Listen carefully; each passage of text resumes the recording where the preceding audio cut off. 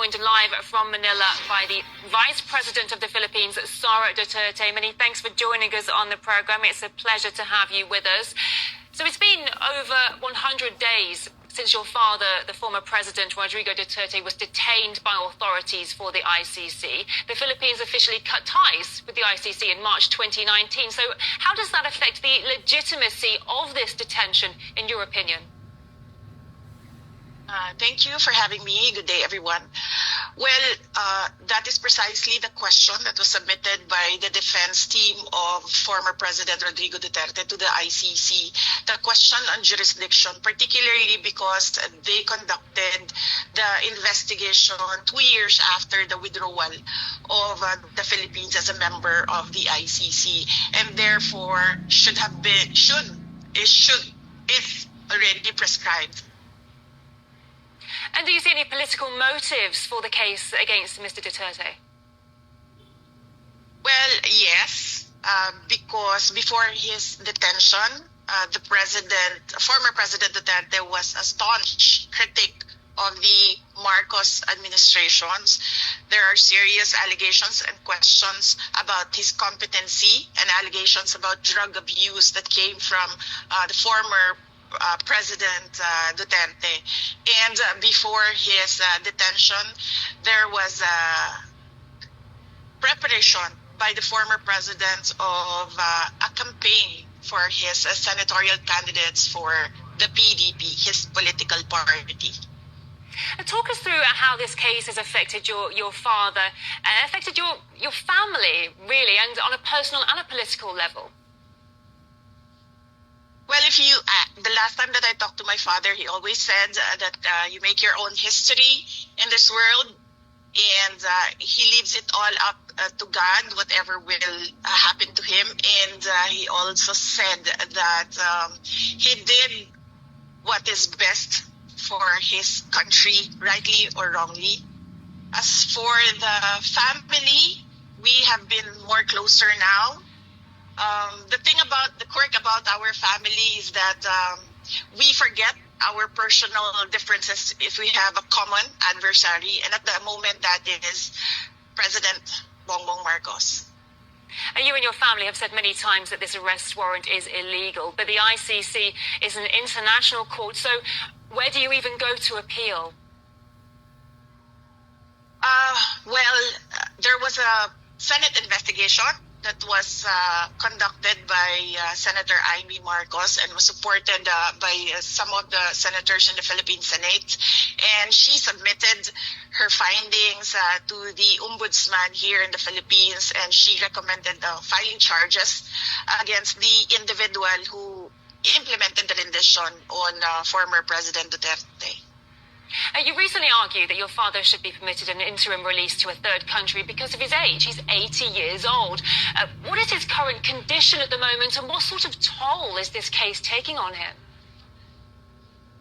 At the moment, he's in his thinnest. You've never seen him this thin.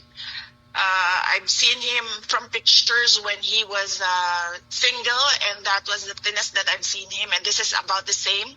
At that time, I lost so much weight, and he has a problem with the cold and the weather in The Hague, and then he has of course, he has no appetite because the way that the food is cooked is not really the same as traditional Filipino dishes, and of course, there is that longing to be with familiar faces, family and friends. So there are certain days that it's a good day, and there are certain days that it's a bad day. So yes. The ICC, let's talk about the charges against him now. The ICC detained your father on charges that he was responsible for crimes against his people, that it seems he remains deeply popular. During this time, he's been elected as mayor of the city of Davao. So clearly, some Filipinos still support him. What does that say about the ICC's continued detention of him, in your opinion?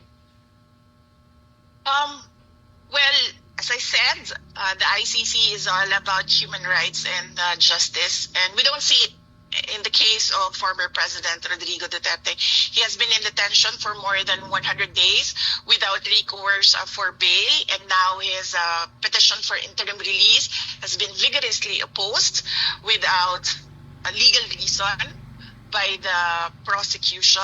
He has already stated in his brief that he is not a flight risk because of his age. If you can see the footage where he was pushed up the plane, he really had no strength at all to resist, and he doesn't intend to intimidate witnesses. He hasn't done that. He's been mayor. He hasn't done that. He was president when the ICC case was filed. He hasn't done anything at all with the witnesses. We all know the list of witnesses because we have information coming in from the investigations conducted by ICC investigators here in the Philippines, and he hasn't done anything. For the past 2 years, we've been telling him to prepare for the ICC case, but he said that it's all crap, it's nothing.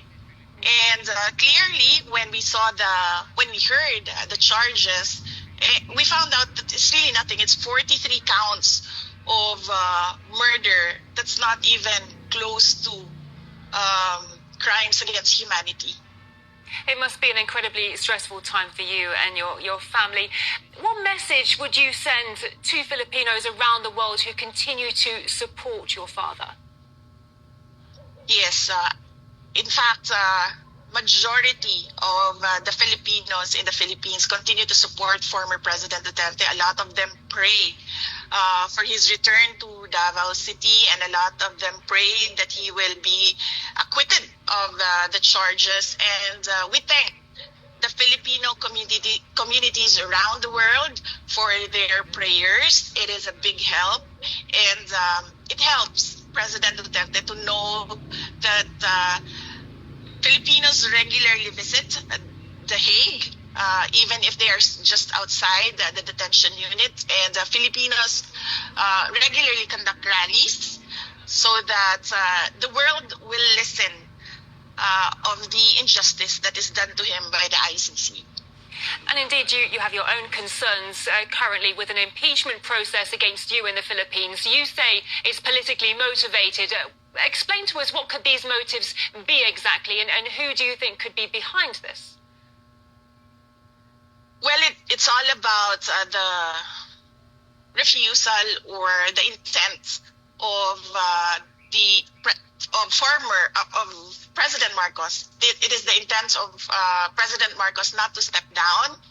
He wants to perpetuate himself or his family in power. It is clear from the moves of his administration against political opponents.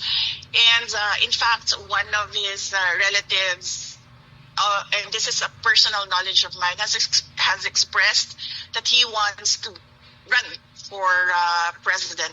This all started with the People's Initiative, wherein they wanted to amend the Constitution to shift into a parliamentary form of government where the Prime Minister is not voted by popular choice.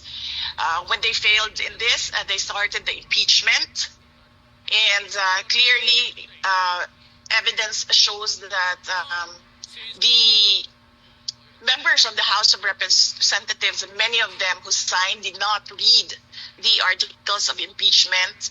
And one particular member of the House of Representatives already said publicly that there was money in exchange for the signatures in the articles of impeachment. Because I am the front runner in the presidential race in 2028, the survey shows that. And I think they want to eliminate the front runner. I see. Do you think there might be a connection between the detention of your father and the impeachment process against you? I believe so, yes. They think that if they take out former President Duterte, they will weaken me because it's one brand, it's one family. The Philippine Senate recently returned the impeachment complaint to the House. What will the next steps be?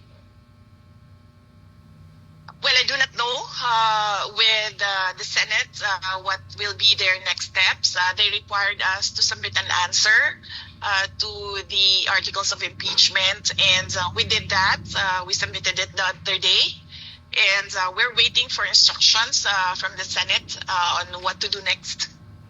As you were just saying yourself, there are many people claiming that the impeachment process against you is designed to block your potential candidacy for the 2028 elections. Do you plan to run for the presidency if you are acquitted of the current charges?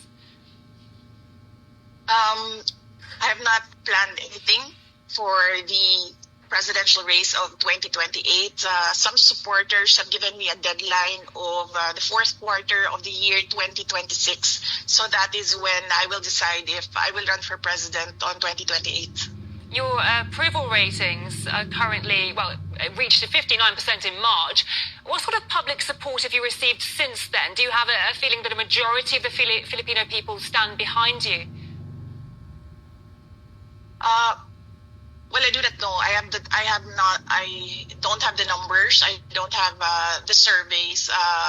But I am comforted by the fact that wherever I go, people express their support and their prayers for former President Duterte.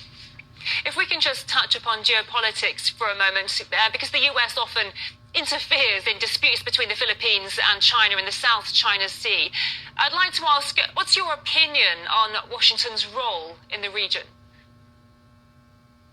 Well, for the Philippines, our constitution clearly states that we should have an independent foreign policy. So our relationship with the U.S. and our relationship with China should be two separate engagements, and we should not lean towards the U.S. for our problems with China, particularly our issues in the West Philippine Sea.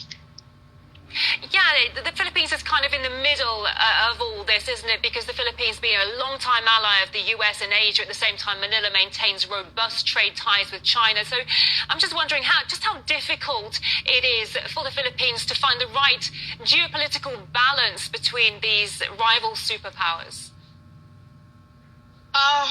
Well, as you can see right now, the Philippines, clearly the administration of President Marcos is leaning towards the U.S. and is alienating China. And I really believe, and I've been asking for his explanation on where is the independent foreign policy of the Philippines currently.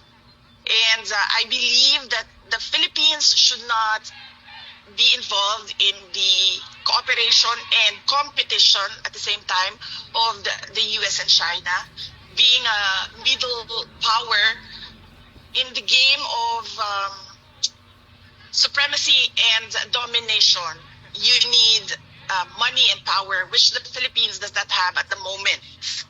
We will get to that in the future, but not right now. So it is best for us to stay in the middle.